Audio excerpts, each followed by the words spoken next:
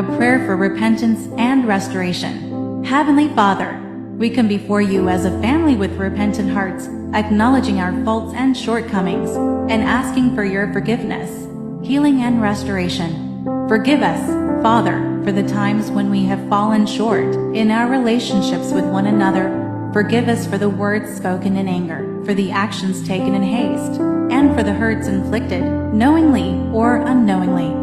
We repent of our sins and ask for your mercy and forgiveness to wash over us and cleanse us. Heal our family, Father, from the wounds of the past and the divisions that threaten to tear us apart. Bring reconciliation and restoration to every broken relationship. Help us to forgive one another as you have forgiven us, and to love one another as you have loved us. Fill our home with your love, Father, a love that knows no bounds and extends to every member of our family. Let your love be the foundation upon our family,